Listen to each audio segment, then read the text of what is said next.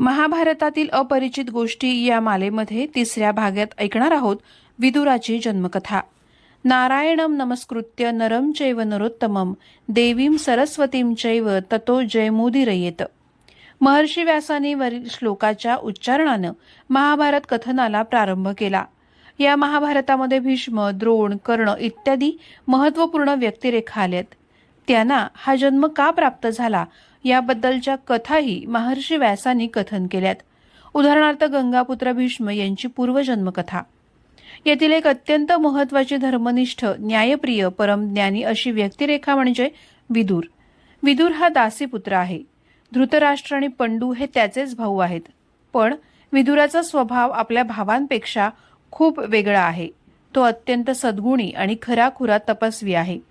विदुरामध्ये असलेले हे सर्व सद्गुण त्याच्या पूर्वजन्माचे निदर्शक आहेत। आज आपण विदुराचा पूर्वजन्म समजून घेणार आहोत। हस्तिनापूरच्या पूर्वेला एका अरण्यामध्ये मांडव्य नावाचे ऋषी होते। हे थोर ऋषी नेहमीच आपल्या तपश्चर्येत मग्न असत। एकदा ते ध्यानमग्न अवस्थेत असताना काही चोर त्यांच्या आश्रमामध्ये आले। या चोरांनी राजवाड्यात चोरी केली होती आणि राजाचे सैनिक त्या चोरांना पकडण्यासाठी त्यांचा पाठलाग करत होते। आता आपण पकडले जाणार याची कल्पना आल्यानंतर चोरांनी सर्व मुद्देमाल मांडव्य ऋषींच्या आश्रमात टाकला आणि ते निसटले। त्यांच्या मागोमाग आलेल्या सैनिकांना तो मुद्देमाल मिळाला आणि त्यांना असं वाटलं की राजवाड्यात चोरी करून आलेला चोर ध्यान करण्याचं ढोंग करत बसलाय, म्हणून त्यांनी मांडव्य ऋषींना पकडलं आणि राजासमोर हजर केलं। राजानं मांडव्य ऋषींना चोरीच्या आरोपाखाली सुळावर देण्याची आज्ञा केली। या कथेवरूनच मराठीमध्ये चोर सोडून संन्याशाला सुळी हा शब्दप्रयोग रूढ झाला असावा। मांडव्य ऋषी अशा अवस्थेत असतानाही त्यांना मृत्यू आला नाही। इतक्यात खरे चोर कोण याचा शोध लागला। एका तपस्वी ऋषींना आपल्याकडून शासन झालं याचा राजाला पश्चाताप झाला आणि राजानं मांडव्य ऋषींना सुळावरून खाली उतरवलं। त्यांची क्षमा मागितली।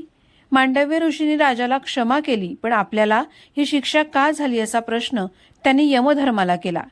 त्यावर यमानं सांगितलं, तुम्ही लहानपणी एकदा छोट्या पक्षांना हातातील दर्भानं टोचलं होतं, त्याची शिक्षा म्हणून तुम्हाला या प्रसंगात सुळावर जावं लागलं।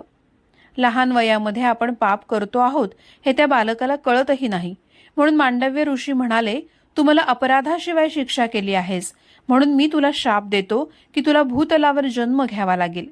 ऋषींच्या शापामुळे अंबिका राणीच्या सुनंदा नावाच्या दासीच्या पोटी जन्म घेतला, तोच हा विदुर होय।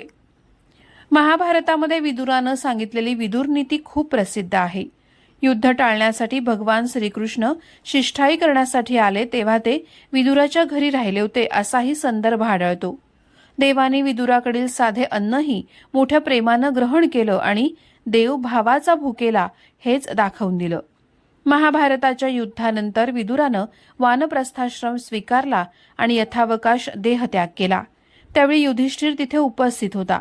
युधिष्ठिर हाही यमधर्माचाच अंश असल्यामुळे विदुराच्या शरीरातील चैतन्य त्याच्या शरीरात प्रविष्ट झालं।